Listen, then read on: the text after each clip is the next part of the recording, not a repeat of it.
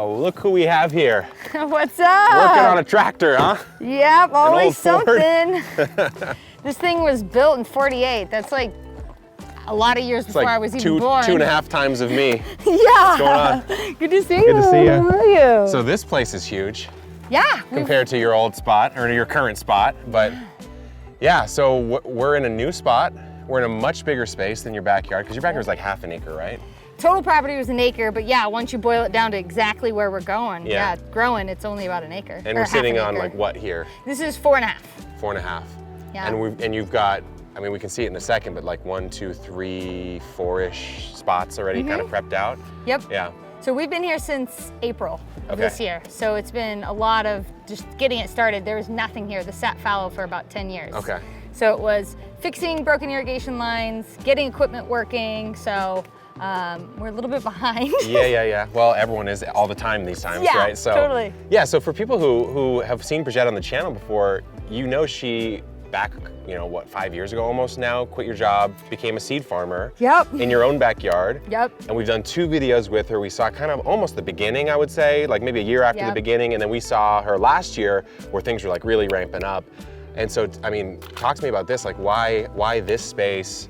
Because seed farming is way different than normal farming, Yeah, right? You're it's growing total them different game. to not eat, Yep. right? Yeah, so Yeah. we came out here because the demand in 2020, 21 Yeah. was so big. Yeah.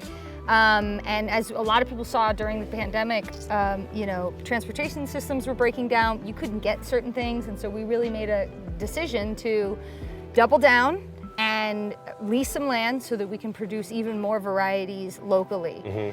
So this space allows us to, quadruple. I mean, even More than that, yeah. It's for sure. amazing how much more seed production we can do out here, the different varieties we can do, and the research is different out here because we're in Ramona, Yeah. and like you got to be frying in that shirt. I'm roasting right Yeah, now, it's but I'm not hot. getting burned at least, Yeah, so it's total different climate, which allows us to do more research and find out what varieties do well out here. Yeah, because I mean, the thing about Brigitte's I keep saying old, but you're still running it. Yeah, it's still my baby. Yeah. The place you've seen on the channel before is, the whole point was to develop and trial seed varieties that work well in zones 9, 10, 10B, like we are here, right? Yep. And so to do it at a different place, but still in a relatively similar climate, just gives you a little more rounding out Absolutely. on the varieties. Yeah, and we actually can do more production out here too because we actually get cold. Yeah. And we get hot, so that really does help. We're not as mild out here. Yeah.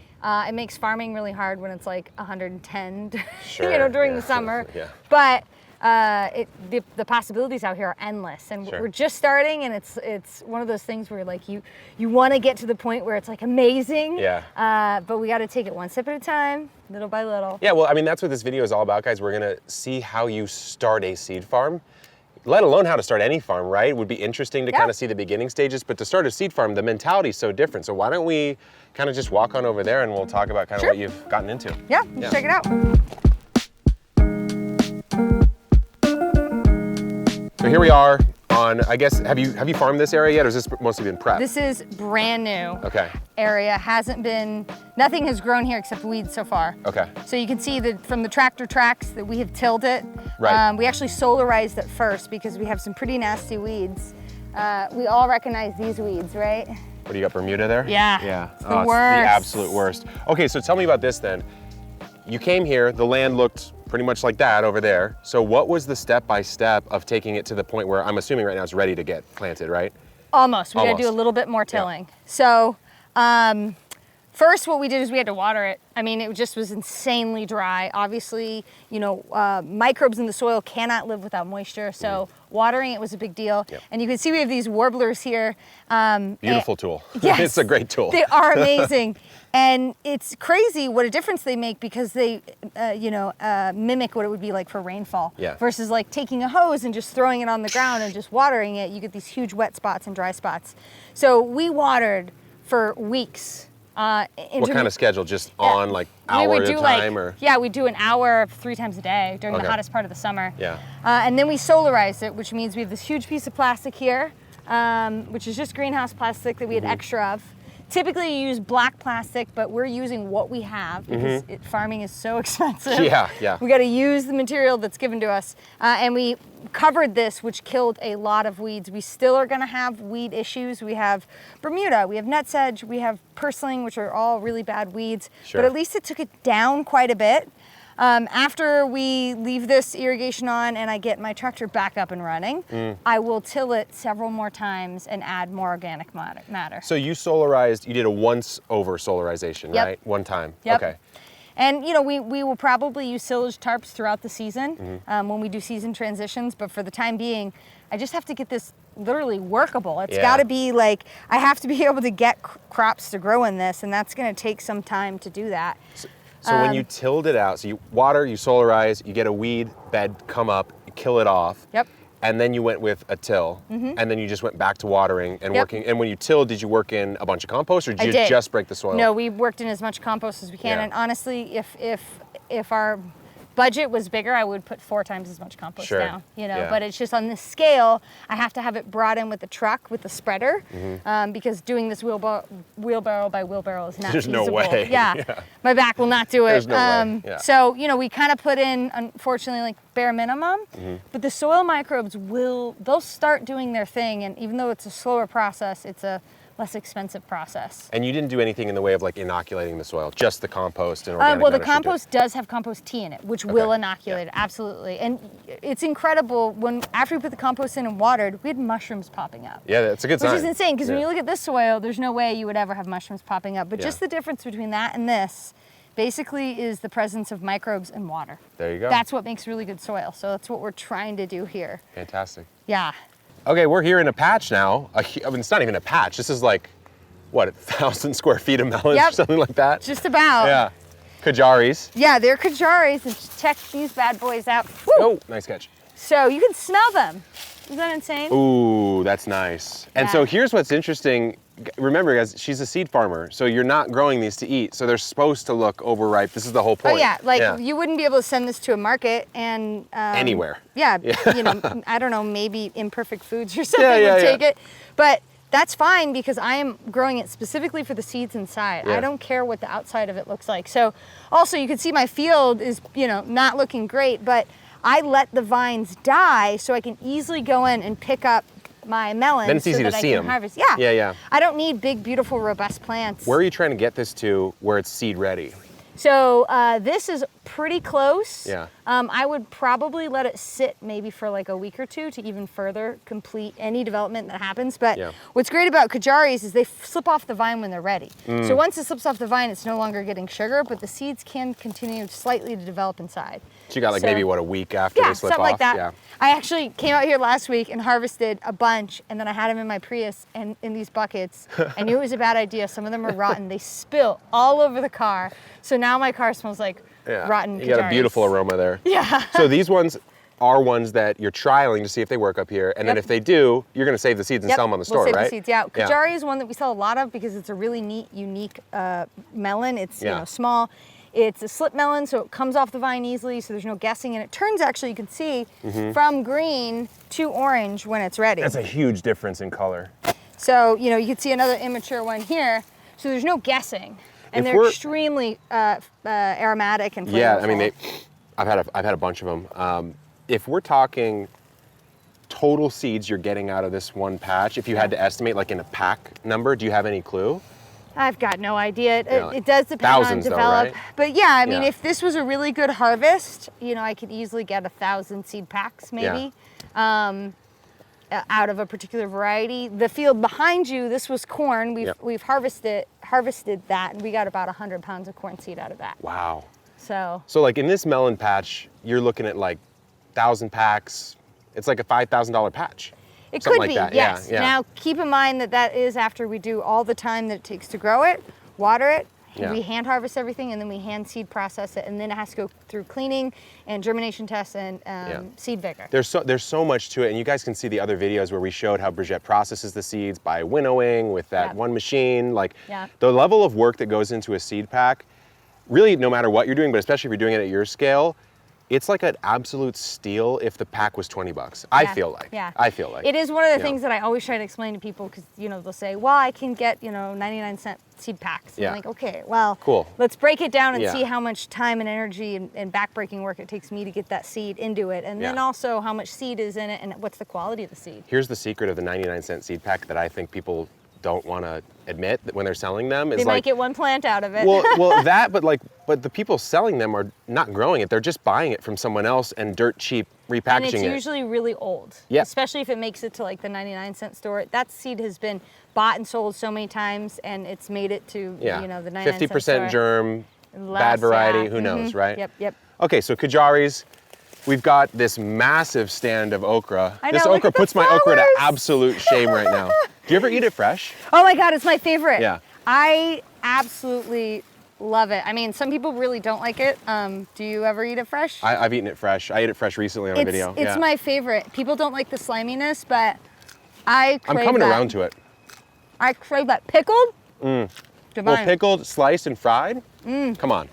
Good night. Yep. Okay, so talk to me about this then. So you're Yeah. growing the okra for seed.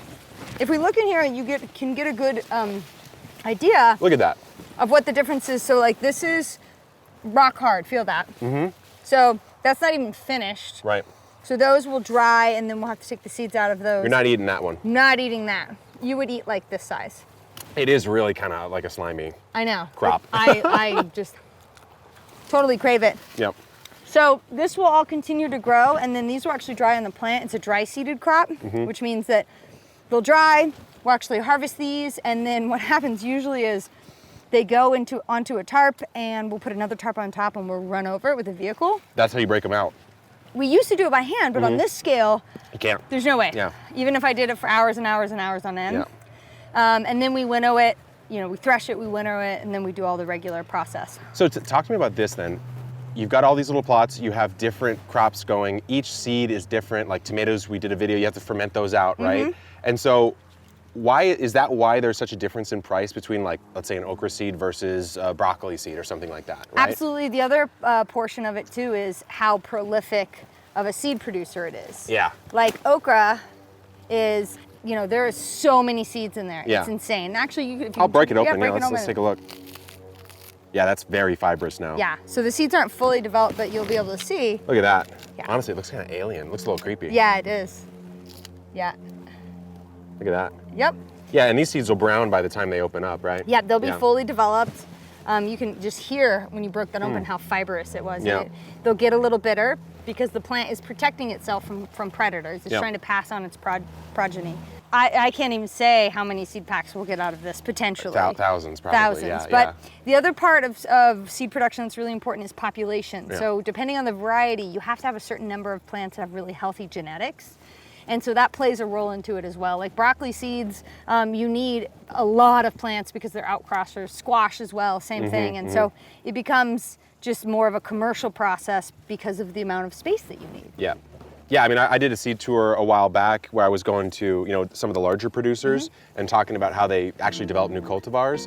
And they're sitting there, they're like, look, it's 10 years for a new tomato. Yep. Because of what you have to do with traditional breeding. It's crazy. People just really don't understand the level of effort that goes into this stuff. Yep. Yeah. Brigitte, you have a ladybird beetle larva on your actual person. Just call me Crazy Bug Lady. Yeah, there That's you about go. right. That's beautiful. One of the weirdest bugs that looks like a predator until it just, I know. It looks mean, and then it's this beautiful, it's adorable, gorgeous. like Yeah, yeah, ladybug. Yeah. He can hang out. Yeah. She can hang out there. All right, Big gal. so we're here at like, I guess the first sort of fertility zone, Yep. right? You have your composting system. This is all the corn you were talking about. I know we just talked about how okra gets saved. How does corn get saved? Is it dry seeded as well? Yeah, it's dry seeded. Yeah. So you should have seen us a couple weeks out here. We most people have equipment. It was all right here. It was all right yeah. here. We just went through and harvested by hand and put everything into chicken feed bags. And now it's at home in our greenhouse Okay. and we're waiting for it to dry enough and then we hand shuck it. And I actually have been hand shucking it, which can is see. the reason why I have tons of cuts, on my hands from. You got some rugged hands there, yeah. I do. It's pretty bad. I got, What variety was it? That was a variety called Double Standard, which Okay. is an organic. This is certified organic. All your stuff is? Yep. Yep. I can't say all of the varieties are that we carry, but all Yeah. the stuff that we produce here and on our other farm are organic. And so with corn, Like when I'm growing it, if I'm growing corn and I want different varieties, I'm blocking it way out. Same thing here, right? Almost like a mile. Yeah, It's really yeah. not feasible for you to grow multiple varieties at your house unless you time it so that they're not tasseling at the same time. Exactly. Or you could bag the tassels, which is kind of a pain, but if you're on a small area, that's not impossible. Yeah. The nice thing about having this property is, like this year, we produced 200 pounds of seed because we did 100 pounds here and 100 pounds at our other farm. And I don't have to worry at all about timing because it's we're talking Miles and miles and miles Yeah, away. I think Yeah, it's like yeah. 16 miles away. And so it was different varieties. It was different Yeah. varieties, yep. Got it. So it all goes into the compost here. What's like the future look like? So, because really, you guys have to go watch the initial videos we did with Brigitte, because her farm at her house, it's further along now. It's been like 5 years, Yeah. right? And Yeah. so this place, I want to come back in spring and take a look at Yes. how it looks. Yes. But like, what's like the long-term plan? Like, this is a big move. Yeah, right? so coming out here is really big, and when I, told my husband that's what I wanted to do, I asked him, I'm like, am I crazy? And he's like, well, yes, you are crazy. Yeah. But Aren't we all though? It's one of those things where I just had to make the jump and really go 100% all in because we were being held back on the size of our property before. Yeah. And I think what really helped was the demand. I had people cheerleading me. People, we have this huge support system from our customers, and it's the only way that we can make this happen. If people want local seeds, then you got to support the seed company that's trying to make it happen. Yeah. And like I just feel so blessed that we have the capability to do this. And my hope is that by next spring, we will have at least all 4 of these fields planted out, and we get a field over there. Yeah. And then we'll start developing these fields as well. And, we'll be able to produce thousands of pounds of seed, Oh, man. hopefully. You can see it can you see it in your mind's eye? Oh, like when you look out, absolutely. you see all these back here, there's all these tractors Yeah. and like some debris and stuff. But then when you look and like let your eyes kind of blur, Totally. you can see like field, Absolutely. okra, peppers, whatever. Yep, and we you can know. be bringing in Yeah. new varieties, more varieties. We can expand our research Yeah. by just having more space. Just all in all, it makes us a better company for our customers because we have more opportunities to do what we love and what Yeah. we really know how to do, which is Yeah. grow seed. Yeah, exactly. And there's a lot of tips on her channel. We've done the tours like I mentioned, so I highly recommend you guys check it out. I've been a supporter of you guys for maybe 2017. I don't know how long. Yeah, for a long time. Yeah. Back when you were in your small place. Exactly. Around yeah, the we've corner both from we've our both grown last quite a one, bit yes. since that time. So it's crazy to think about because it feels like it wasn't that long I know, ago. for sure. But anyways, guys, thanks for watching. Good luck in the garden and keep on growing.